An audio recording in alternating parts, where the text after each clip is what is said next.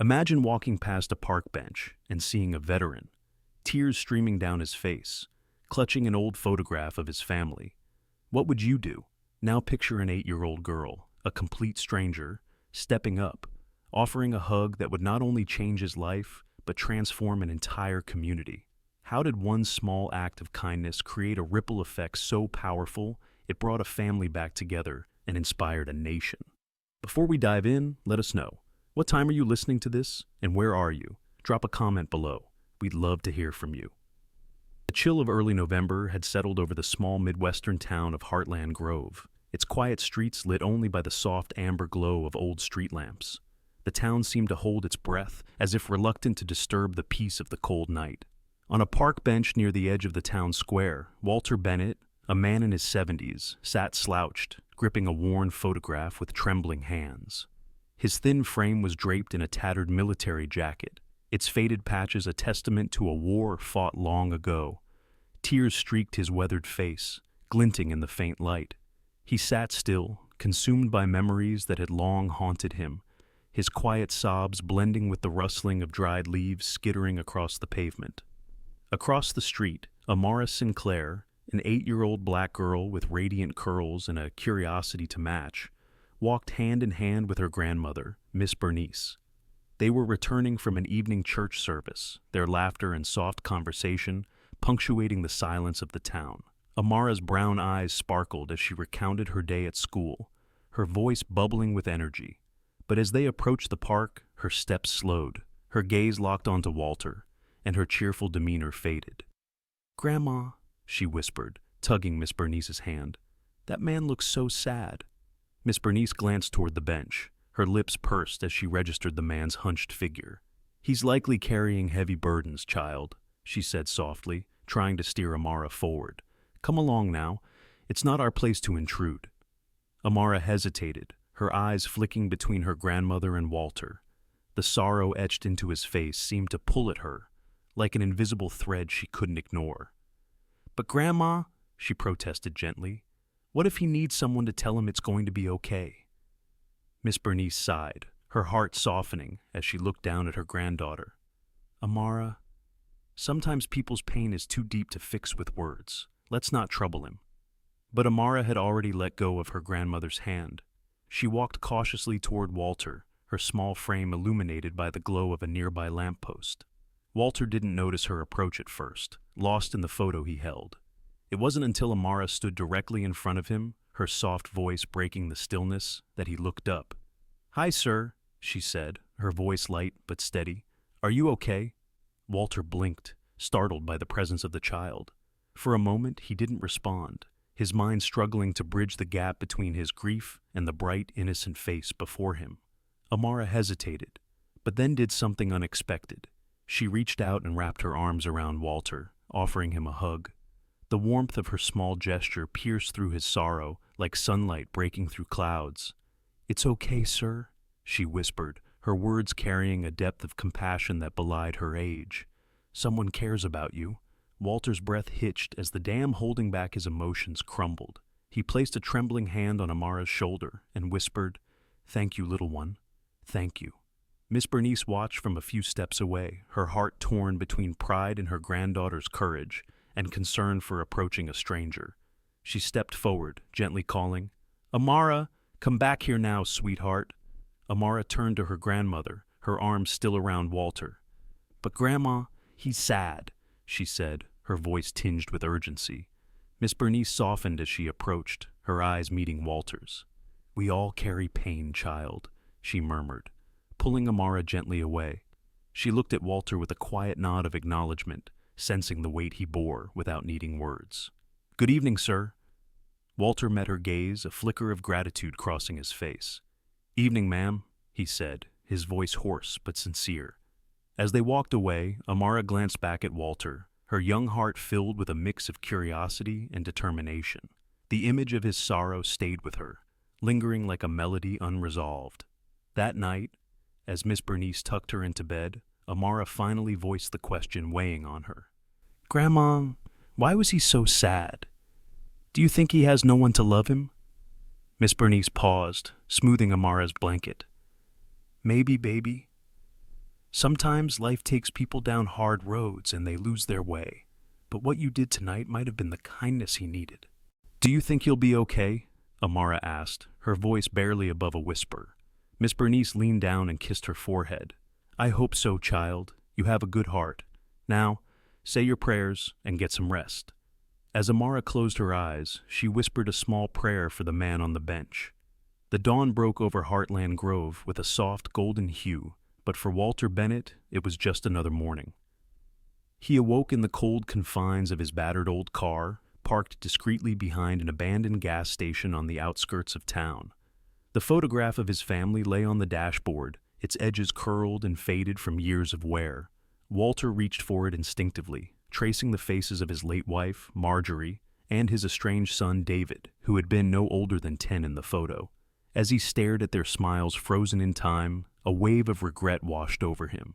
His life had been a series of battles, first in the jungles of Vietnam and later within himself.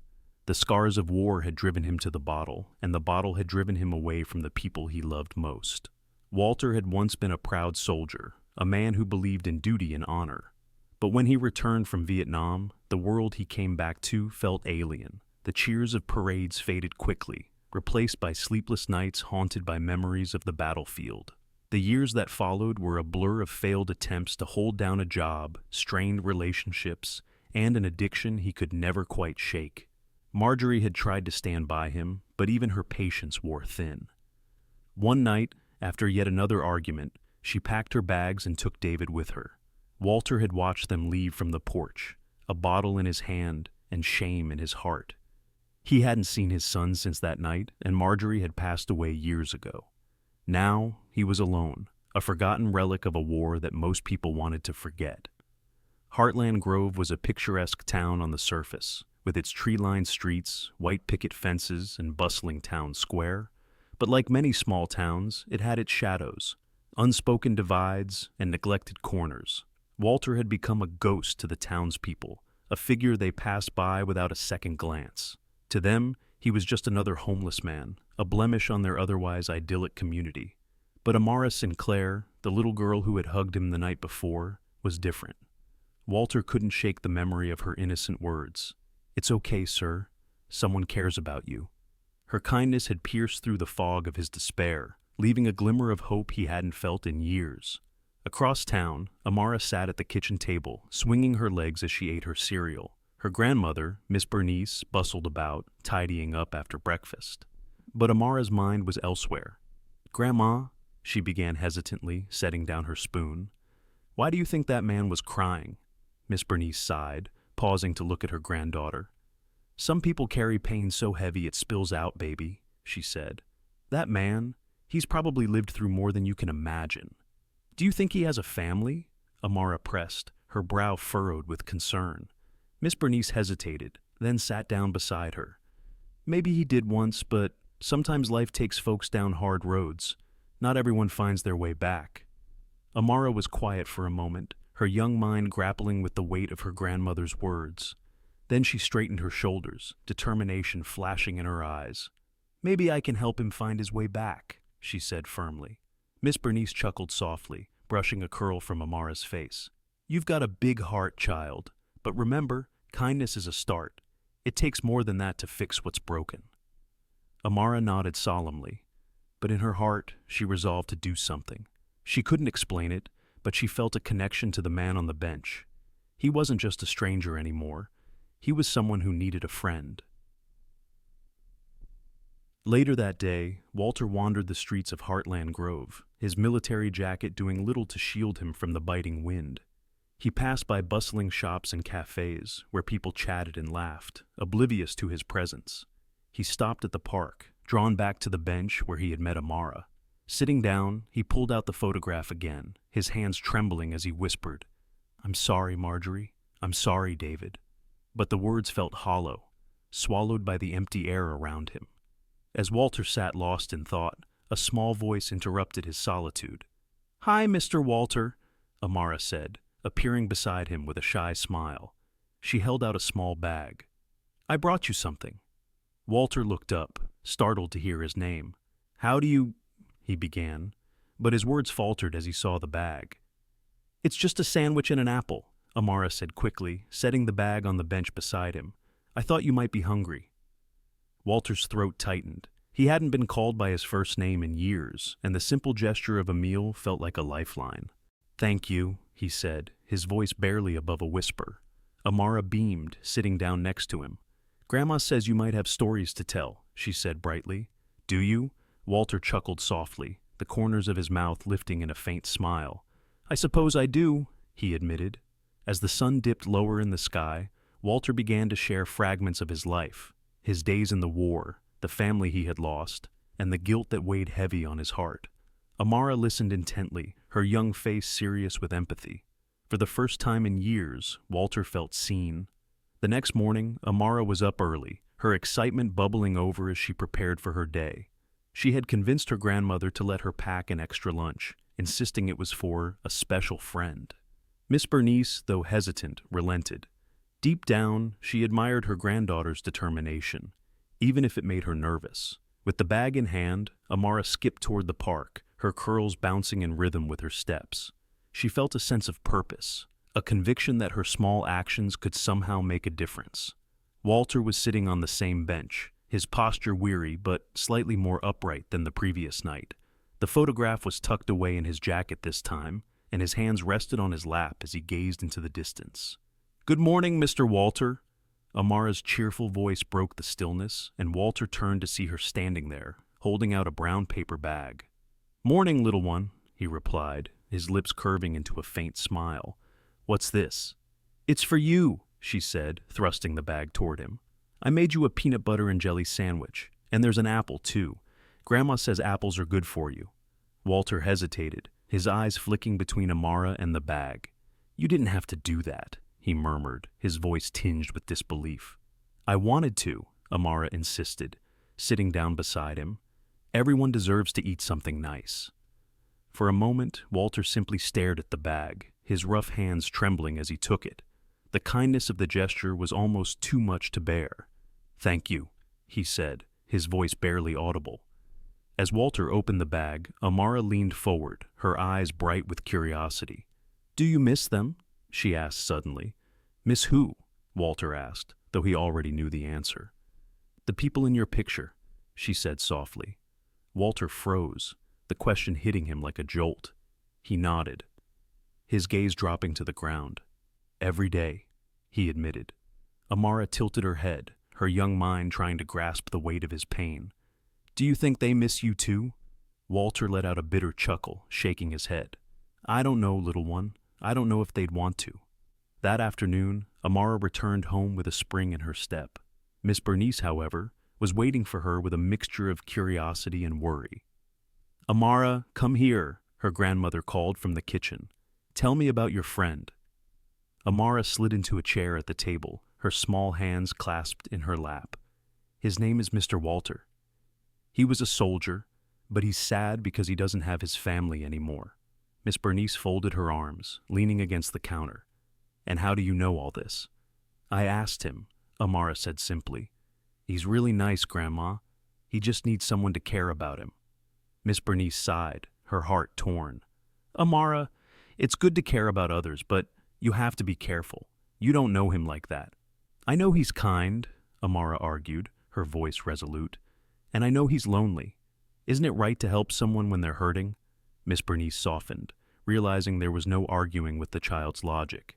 Well, if you're going to keep visiting him, I'm coming with you next time, she said firmly. Amara grinned. Okay, Grandma, you'll see. He's not scary at all. A few days later, Miss Bernice accompanied Amara to the park, her watchful eyes scanning the surroundings as they approached Walter's bench. He was there, as always, though his posture seemed slightly less weighed down. Hello, sir, Miss Bernice greeted politely, her voice cautious but warm. Walter stood awkwardly, adjusting his jacket. Ma'am, he said with a respectful nod. His gaze shifted to Amara, and a genuine smile broke across his face. Back again, huh? I brought Grandma this time, Amara announced proudly. Miss Bernice sat down beside her granddaughter, studying Walter carefully. Amara says you're a veteran, she began. Thank you for your service. Walter nodded, his expression unreadable. It was a long time ago. he said quietly. Long time or not, it matters, Miss Bernice replied. The three of them talked for a while, with Amara leading the conversation. She asked Walter about his favorite food, his time in the military, and his memories of the town. Slowly, Walter began to open up, sharing small pieces of himself. As the sun dipped lower, Miss Bernice looked at Walter thoughtfully. There's a soup kitchen at the church, she said. They could use some extra hands. You ever think about cooking for others? Walter hesitated, his pride and hesitation warring within him. I don't know if anyone would want me there, he said at last. Miss Bernice smiled gently. You'd be surprised what people appreciate. Sometimes just showing up is enough. Amara beamed at Walter. You'd be great, Mr. Walter. Grandma's right. You should try. For the first time in years, Walter allowed himself to consider the possibility. Maybe, he said softly, maybe I will. As Miss Bernice and Amara walked home, the older woman couldn't help but feel a glimmer of hope. Walter had a long road ahead, but it was clear that Amara's kindness was already beginning to make an impact. That man's carrying a heavy load, Amara, Miss Bernice said as they walked. But maybe, just maybe, you're helping him find a way to put it down. Amara looked up at her grandmother, her eyes shining. Do you think so, Grandma? Miss Bernice nodded. I do, child. I truly do. The church soup kitchen bustled with activity, the clatter of pots and pans mingling with the hum of friendly conversation. The warm, inviting aroma of freshly baked bread filled the air, a stark contrast to the chill of the world outside. Walter Bennett stood awkwardly at the edge of the room, clutching the strap of his worn duffel bag. It had taken every ounce of courage he had to come here, spurred on by Amara's encouragement and Miss Bernice's gentle prodding. Mr. Walter, you made it! Amara's voice rang out above the din, her face lighting up as she ran toward him. Yeah, I made it, Walter said, a faint smile tugging at his lips. Miss Bernice approached, her expression a mixture of pride and reassurance. Come on now, let's get you settled, she said, leading Walter toward the kitchen. The kitchen was a flurry of activity, with volunteers chopping vegetables, stirring pots, and plating meals. At first, Walter felt out of place, unsure of where to begin. Here, Miss Bernice said, handing him a ladle. How about you start with the soup? Just keep stirring, nice and steady. Walter nodded, his hand steadying as he took hold of the ladle. The simple act of contributing, of being part of something, began to ease the tension in his shoulders. Over the next few hours, Walter found himself opening up in ways he hadn't expected. As he worked alongside the other volunteers, he shared stories of his time in the military, his love for cooking, and even his memories of Marjorie's famous apple pie. By the end of the evening, he was smiling, a genuine smile that reached his eyes. Not bad for your first day, Miss Bernice said as they cleaned up. Think you'll come back? Walter hesitated, then nodded. Yeah, he said softly. I think I will. Meanwhile, Amara couldn't stop talking about Walter at school. Her enthusiasm was infectious, and soon her friends were eager to meet him. One sunny afternoon, Amara brought a group of her classmates to the park. Walter was sitting on his usual bench, reading a tattered paperback he'd found at the library. Mr. Walter! Amara called, waving as she approached with her friends in tow. Walter looked up, startled by the group of children surrounding him. Well, this is quite the welcoming committee, he said with a chuckle. Amara introduced him to her friends, who were full of questions about his life. At first, Walter was hesitant, but their genuine curiosity and kindness put him at ease. What's it like being a soldier? One boy asked, his eyes wide. Walter smiled wistfully. It's tough, he admitted, but it teaches you things about courage, loyalty, and the importance of looking out for each other. By the time the children left, Walter felt a sense of connection he hadn't experienced in years. Word of Walter's story began to spread throughout Heartland Grove, thanks to Amara's tireless advocacy. Inspired by her determination, the church organized a town-wide food drive to support local veterans and the homeless. The drive was a resounding success, with townspeople donating everything from canned goods to warm clothing. Walter volunteered to help organize the donations, his newfound sense of purpose driving him forward. At one point, a young couple approached him with a box of supplies. We heard about you from Amara, the woman said. Thank you for your service and for inspiring us to give back. Walter's throat tightened, and he nodded, unable to find the words to express his gratitude. At school, Amara's teacher, Miss Clark, noticed the change in her students. "What's this I hear about a project you're working on, Amara?" she asked one day. Amara beamed. "It's a care package project for veterans, Miss Clark. Mr. Walter says little things like warm socks and letters can make a big difference." The class quickly rallied around the idea, collecting items and writing heartfelt letters to be included in the packages. Amara's compassion had sparked a movement, and soon other classes joined in as well. One letter from a student read, "Dear veteran, thank you for being brave. You're not forgotten." As the community came together, something remarkable began to happen. The divides that had once plagued Heartland Grove, racial, generational, and economic, started to blur. Neighbors who had barely exchanged words before now worked side by side, packing boxes and delivering meals. The town square buzzed with activity, a newfound sense of unity and purpose bringing people together. Walter, once invisible to the townspeople, became a symbol of resilience and hope. One evening, as Walter stood outside the church, watching the sunset paint the sky in hues of orange and pink, Miss Bernice joined him. "You're making quite the difference around here," she said. Walter shook his head, a faint smile on his face. "It's not me," he said. "It's that little girl of yours. She's got a way of seeing people, really seeing them." Miss Bernice nodded, her eyes shining with pride. "She's always had a big heart, but you've shown her what it means to truly make an impact." Walter fell silent, his gaze fixed on the horizon. For the first time in years, he felt a flicker of hope for the future. Hope that, perhaps, just perhaps, he could mend the broken pieces of his life. The winds of change were sweeping through Heartland Grove, and no one felt it more than Walter Bennett. His once quiet existence had become intertwined with the lives of those around him. Yet, there remained a heavy void in his heart, the absence of his son, David. Amara noticed it in his eyes whenever they talked about the past. Walter's stories, though filled with moments of laughter and camaraderie, always ended with a wistful sigh. One afternoon, as Walter helped sort donations at the church, Amara approached him with her usual spark of curiosity. "Mr. Walter," she began, "if you could say anything to your son, what would it be?" Walter froze, the question hanging in the air like a weight. Slowly he set down the box he was holding and turned to her.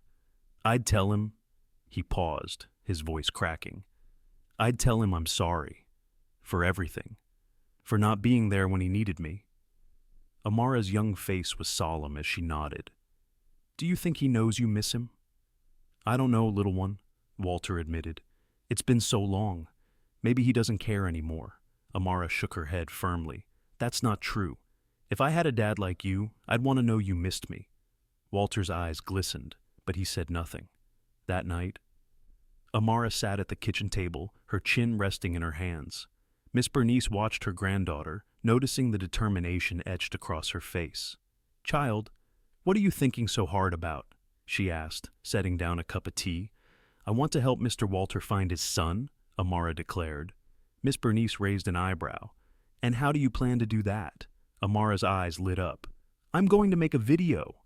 Before Miss Bernice could protest, Amara was already gathering her art supplies. She drew a colorful sign that read, "A Dad's Wish for Forgiveness," and decorated it with stars and hearts.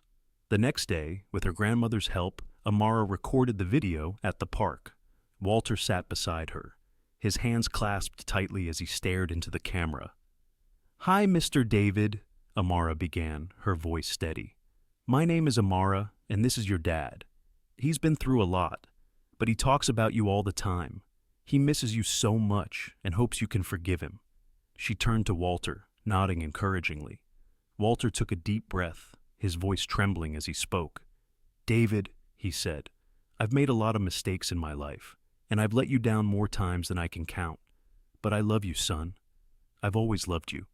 Please, give me a chance to make things right." Miss Bernice, standing behind the camera, wiped away a tear as the recording ended.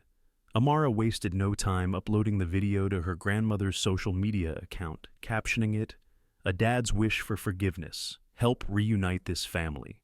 At first, the video gained only a handful of views, but within days, it began to spread. The heartfelt plea touched the hearts of thousands, who shared the video with messages of encouragement and hope. "Stay strong, Walter," one comment read. "David, if you see this, go to your dad. He needs you," said another. Local news outlets picked up the story, amplifying its reach. People from all over the country began tagging David, urging him to watch the video. Amara couldn't contain her excitement. "Grandma, look!" she exclaimed, pointing at the screen. "So many people are helping us." Miss Bernice smiled, her heart swelling with pride. "You've done something incredible, child." 3 days later, the video received a comment that stopped Amara in her tracks. "I've seen the video, and I'll be there." The comment was from David Bennett. Amara screamed with joy, running to tell Walter the news. When she found him at the church, her words tumbled out in a rush. "Mr. Walter! He's coming! David's coming!" Walter stared at her, disbelief etched across his face. He saw it?" Amara nodded vigorously. "He's coming to see you." For a moment, Walter said nothing, his hands trembling as he covered his face. When he finally looked up, his eyes were filled with tears. "Thank you, Amara," he whispered. "Thank you." The town of Heartland Grove held its breath as the day of David's arrival approached. Word had spread, and a small crowd gathered discreetly at the park, wanting to witness the reunion. Walter sat on the bench, the same one where Amara had first found him. His heart raced as he clutched the photograph of his family, his thoughts a whirlwind of hope and fear. Finally, a car pulled up, and a man in his 40s stepped out. He was tall, with the same sharp features as the boy in the photograph, though time had added lines to his face. "David?" Walter's voice was barely audible. The man nodded, his expression unreadable as he approached. "Hi, Dad," he said softly. Walter stood, his knees trembling. I didn't think you'd come," he said, his voice thick with emotion. David looked at his father for a long moment before speaking. "I wasn't sure I would," he admitted. "But then I saw the video, and I couldn't stay away." Walter's tears flowed freely as he took a tentative step forward. "I'm so sorry, son, for everything." David hesitated, then closed the distance between them, pulling his father into a tight embrace. "I've been angry for so long," he said, his voice breaking, "but I think it's time to let go." The crowd watching from a distance erupted into applause, their cheers carrying through the park. Amara stood beside Miss Bernice, her eyes shining with pride. "We did it, Grandma," she whispered. Miss Bernice smiled, placing a hand on her granddaughter's shoulder. "No, child, you did it." The reunion between Walter and David had ignited a spark of transformation, not just in their relationship, but throughout the entire town of Heartland Grove. The story of a father and son finding their way back to each other after decades of pain and regret inspired countless others to look at their own lives and relationships differently. Walter and David began meeting regularly, their conversations initially hesitant but growing deeper with each passing day. At first, they stuck to safe topics, memories of Marjorie, stories from David's childhood. But soon, they began to confront the harder truths. "Why didn't you come for me?" David asked one afternoon as they walked through the park. His voice was steady, but his eyes betrayed the hurt that had lingered for years. Walter stopped, the weight of the question settling over him. "I was ashamed," he admitted. "I thought you'd be better off without me, but that doesn't excuse what I did. I let you down, and I'll regret that for the rest of my life." David looked at his father for a long moment before nodding. "I can't forget it," he said honestly. "But I think I can forgive it. We can't change the past, but maybe we can make something better out of the time we have left." Walter's eyes glistened as he reached out, placing a hand on David's shoulder. "That's all I could ever hope for, son. Thank you." Buoyed by the reconciliation with his son, Walter found a renewed sense of purpose. He began volunteering full-time at the church soup kitchen, where his warm demeanor and wisdom quickly earned him respect among the regulars. One evening, a younger veteran named Ethan, who had recently started attending the soup kitchen, approached Walter. "Mr. Bennett," Ethan said hesitantly, "I heard you were in Vietnam. I served in Afghanistan, and I guess I just wanted to ask how you dealt with it. The memories, I mean." Walter looked at Ethan, seeing the same haunted look in his eyes that he had once carried. "I didn't deal with it, not for a long time," he admitted. "But what I've learned, is that you can't face it alone. You need people who understand, people who will listen. And sometimes, you just need to start by forgiving yourself. Ethan nodded slowly, his shoulders relaxing slightly. "Thanks," he said. "I think I needed to hear that." As word spread, more veterans began seeking Walter's counsel. He started hosting weekly meetings at the church, where they could share their experiences and support one another. Amara, meanwhile, continued to channel her boundless energy into making a difference. Her class's Veteran Appreciation Project had grown beyond anyone's expectations, with students from neighboring schools joining in to collect donations and write letters to veterans.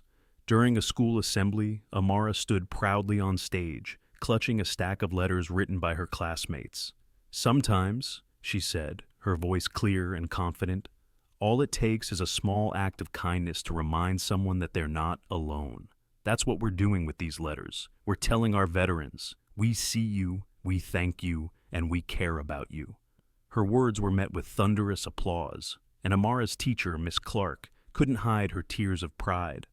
The ripple effects of Walter and Amara's efforts were felt throughout Heartland Grove. The church's food drive became a monthly event, with more and more townspeople stepping up to contribute.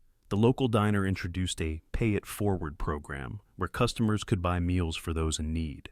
One particularly cold evening, Walter noticed a man sitting alone on the steps of the community center. He approached cautiously, recognizing the look of exhaustion and defeat. "Hey there," Walter said gently. "You need a warm place to stay tonight?" The man, who introduced himself as Frank, nodded hesitantly. Walter guided him inside, where he was greeted with warmth and kindness. Over time, Frank became another success story, finding stable housing and even a part-time job at the diner through the town's new outreach program. The story of Walter and Amara had begun to blur the divides that once seemed insurmountable in Heartland Grove. Black and white, young and old, rich and poor. People were coming together in ways they never had before. One Sunday morning, the church was filled to capacity as Pastor James spoke about the power of forgiveness and community. "We've seen what happens when one act of kindness sparks another," he said. "It's not about what separates us, it's about what brings us together. And if we keep building on that, there's no limit to what this town can achieve." One day, as Walter and Amara sat on the park bench, she turned to him with a bright smile. "Mr. Walter," she said, "do you think the world's a little better now?" Walter chuckled, ruffling her curls. "It sure feels that way, kiddo, and that's all thanks to you." Amara beamed, but her face grew serious for a moment. "Do you think your son's proud of you now?" Walter nodded, his heart full. "I think so. But more than that, I hope he knows how proud I am of him." As the sun dipped below the horizon, Walter felt a peace he hadn't known in decades. The bridge he had once thought impossible to cross was being rebuilt, one step at a time. The morning sun cast a warm glow over Heartland Grove, illuminating the park where the townspeople had gathered in record numbers. The air buzzed with anticipation as families, veterans, church members, and school children filled the space, their voices blending into a cheerful hum. At the center of it all stood a large cloth-draped structure, a monument that would soon be unveiled, symbolizing the transformation the town had undergone over the past year. Amara Sinclair stood near the front of the crowd, holding her grandmother's hand tightly. She wore her best Sunday dress, her curls neatly tied back with a ribbon. Standing beside her was Walter Bennett, looking unrecognizable from the weary man who had once occupied the park bench. His military jacket had been cleaned and mended, and his posture was straighter, his face brighter. The town's mayor, Evelyn Harper, stepped up to the podium, her smile radiant as she surveyed the crowd. "Good morning, Heartland Grove," she began, her voice carrying through the crisp autumn air. "Today, we come together to celebrate something truly remarkable, the power of kindness, community, and second chances. This monument behind me is more than just a piece of art.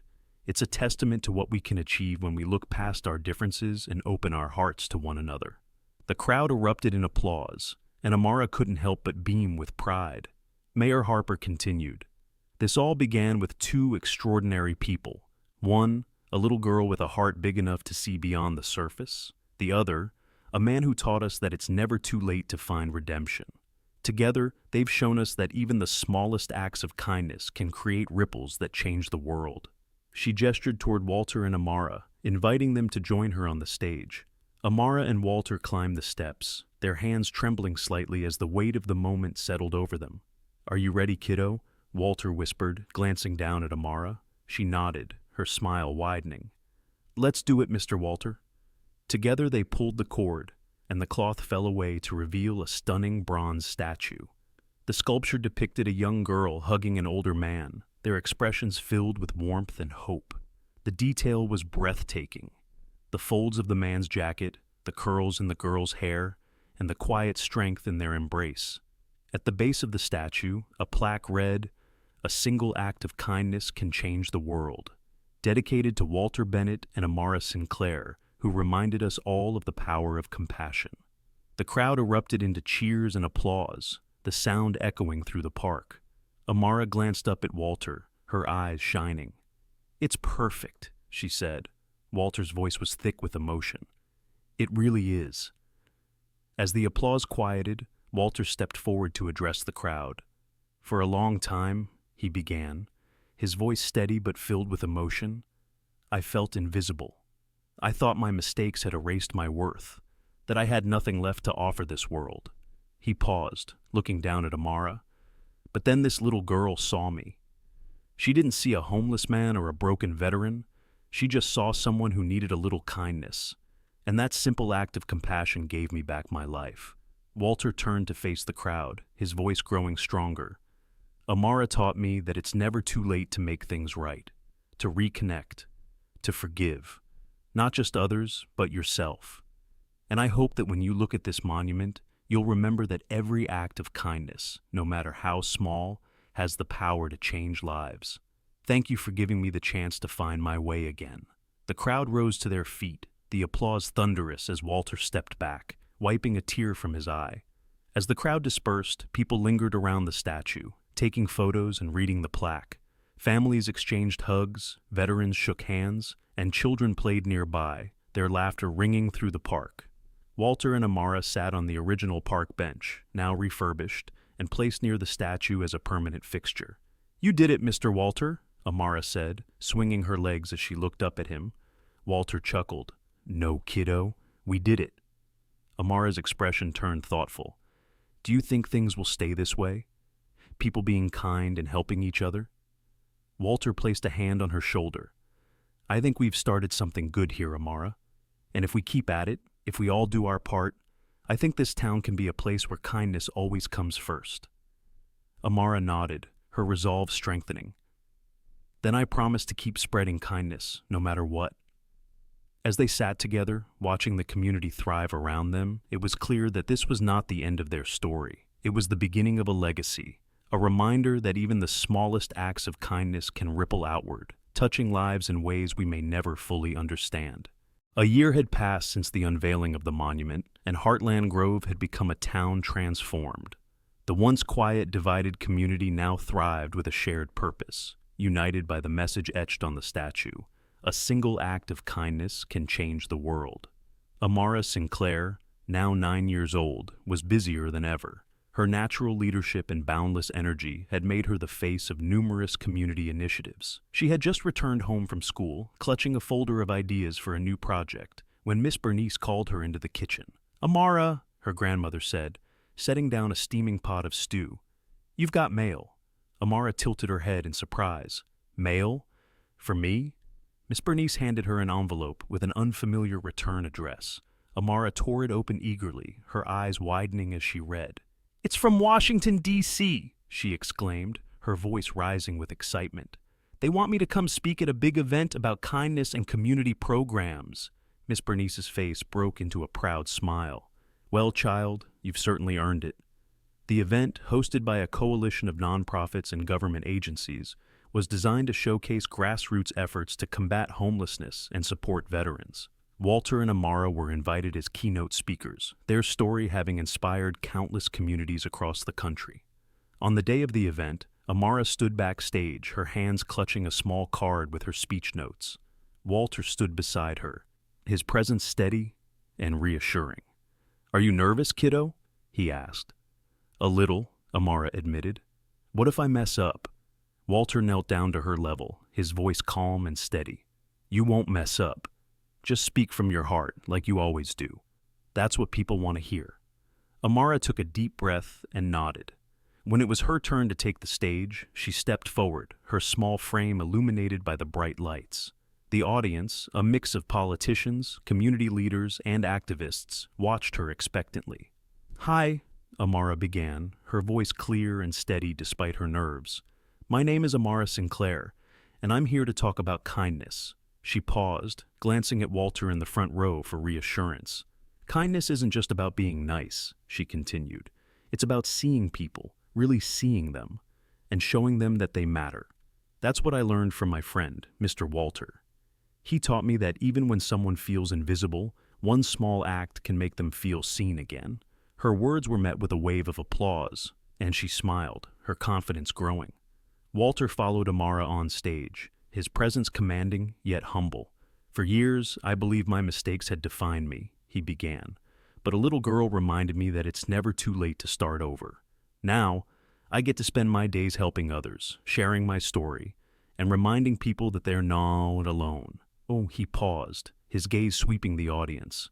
If we want to make a difference, it starts with each of us, whether it's a kind word, a warm meal, or just taking the time to listen.